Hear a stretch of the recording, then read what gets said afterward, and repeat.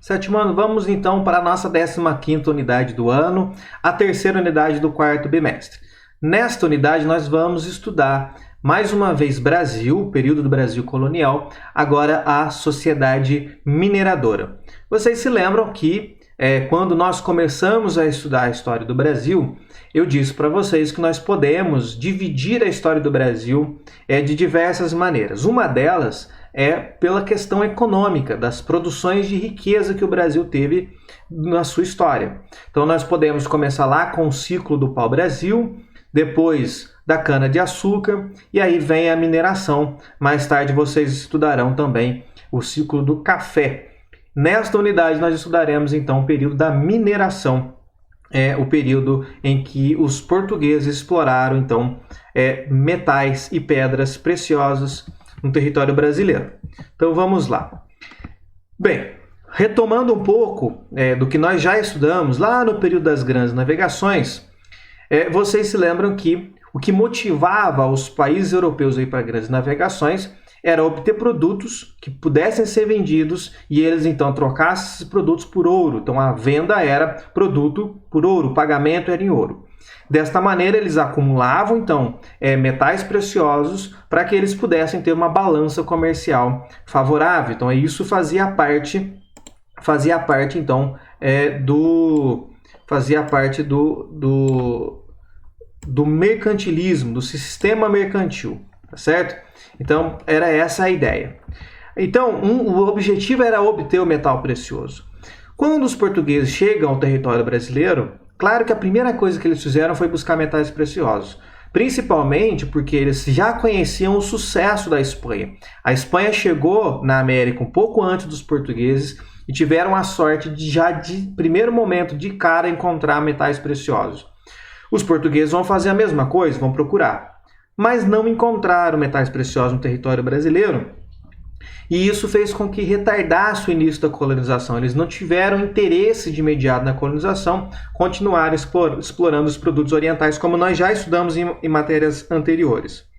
Posteriormente, eles perceberam que a cana-de-açúcar era muito adaptada ao clima quente, que era perfeito aqui para o território brasileiro. Então resolveram investir na produção de cana-de-açúcar e ficaram satisfeitos com ela. Quando a crise do produto oriental começou, eles vão então focar aqui na produção de cana-de-açúcar. Começa de fato a colonização aqui no Brasil com a cana-de-açúcar. Agora, por que eles não encontraram metais preciosos até então? Porque os metais preciosos estavam no interior do território brasileiro. Não estavam no litoral, não estavam na costa brasileira. E vocês se lembram, nós estudamos até a unidade anterior, que nos primeiros anos da colonização, eles ficaram muito presos ao litoral. Eles não avançavam para o interior. Vai ser a partir das bandeiras, vai ser a partir dos tropeiros que o Brasil começa a ser explorado o seu interior. E aí que a coisa vai mudar, porque aqui no interior é que eles vão encontrar esses metais preciosos. Então, a cana-de-açúcar vai permitir a colonização, ela vai ser o principal produto. Tivemos outras atividades econômicas que nós já estudamos anteriormente, que a criação de gado, por exemplo, que gerava riqueza, mas fora desses engenhos, tinham pequenas produções de terra que formavam lá roças de mandioca, criavam gado, tudo isso nós já estudamos anteriormente. E algum outro se dedicava ali ao artesanato, carpintaria, pequenas funções e assim por diante, além de um pequeno grupo que se dedicava ao comércio. Quando chega lá no final do século XVII, aí essa realidade muda. Então, a partir do século XVII, essa situação mudou. Porque os bandeirantes, que vocês conheceram nas unidades anteriores, encontraram o ouro na região central do Brasil. E aí, a descoberta do ouro vai fazer a coroa portuguesa dar uma atenção maior para o território e vai criar uma fiscalização mais efetiva. Porque a descoberta do ouro tinha uma grande importância para a ocupação do território e para a colonização do território, que, claro, é responsabilidade dos portugueses. E nós entramos então na economia mineradora. Bem, os portugueses, no fim do século XVII, então encontraram pequenas jazidas de ouro no território brasileiro, porém não eram grandes o suficiente, não dava para dedicar somente à mineração, porque não era grande o suficiente essas minas. No entanto, em 1695, finalzinho do século XVII, já quase entrando no século XVIII, eles vão descobrir, então, ouro no interior do território, no atual estado de Minas Gerais, né? Que inclusive vai ter esse nome, não é à toa, é onde se concentrou uma grande quantidade de minas. E aí mudou a situação. Posteriormente, encontraram também grandes depósitos de minério lá nos atuais estados de Goiás e Mato Grosso, então não ficou restrito à região das Minas Gerais.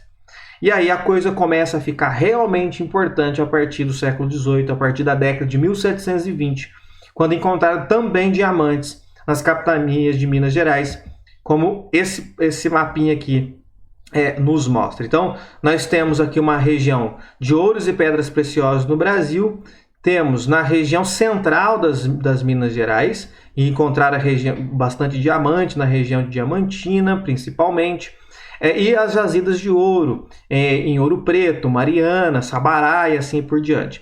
E nas regiões de Goiás e Mato Grosso também encontraram metais preciosos. Bem, a notícia da descoberta do ouro vai se espalhar rapidamente, resultando numa corrida do ouro. Ou seja, as pessoas percebem que na mineração, diferente de outras fontes de riqueza, a mineração, apesar de ser uma atividade muito dura, muito difícil, ela te possibilita de uma hora para outra ficar rico, mudar a sua situação de vida de uma hora para outra. Então, um sujeito pobre pode ir trabalhar numa mina e dar a sorte de encontrar ouro, e dependendo da quantidade que ele encontrar, ele então, de uma hora para outra, se torna uma pessoa rica. Então, claro que isso atrai muitas pessoas. Vivendo uma situação, e muitas das vezes, miserável, muito difícil, valia a pena o risco de ir lá, mesmo que fosse difícil, valia o risco de, então, trabalhar nas minas para tentar ganhar, encontrar ali alguma coisa que pudesse mudar completamente a situação da vida. Então, é claro que muitas pessoas se deslocaram para as regiões das minas.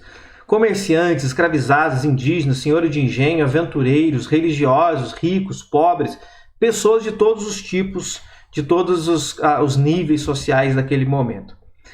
E aí, lá em Portugal também tivemos uma intensa movimentação de muitos portugueses mudando para a colônia para também tentar mudar a sua vida.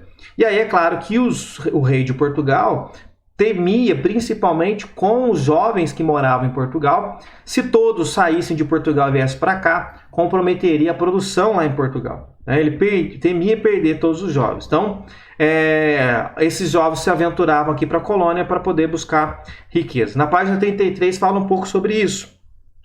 A notícia das novas descobertas nas minas atraiu um grande número de pessoas de diferentes regiões do Brasil e de Portugal. Vilas inteiras do reino ficaram despovoadas. Segundo alguns historiadores, entre os anos de 1705 e 1720, aproximadamente de 3.000 a 4.000 portugueses estrangeiros chegaram à região aurífera. Outros autores afirmam que mais de 10.000 pessoas deixavam Portugal anualmente a caminho do Brasil. O rei de Portugal, alarmado com a perda de mão de obra produtiva, promulgou um decreto que determinava somente ser permitida a viagem para o Brasil a quem tivesse um passaporte emitido pela coroa.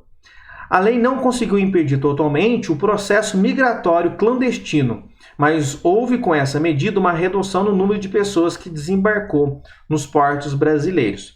Gente, nós estamos falando do século XVIII, a população de Portugal era bem pequena.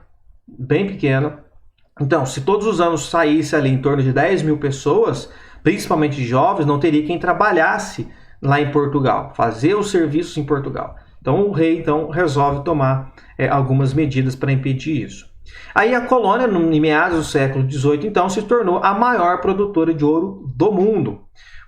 Portugal extraiu grande quantidade de metais de suas colônias, e aí a situação de Portugal muda completamente. Porém, como nós vimos, a movimentação nas minas vai ser muito grande e Portugal precisa ficar esperto para não perder esse ouro, para não sofrer com contrabando e assim por diante. Então, Portugal vai estabelecer os seus impostos, vai estabelecer as suas regras e a sua fiscalização nas minas. Esses detalhes nós veremos então na próxima aula, a partir da próxima aula.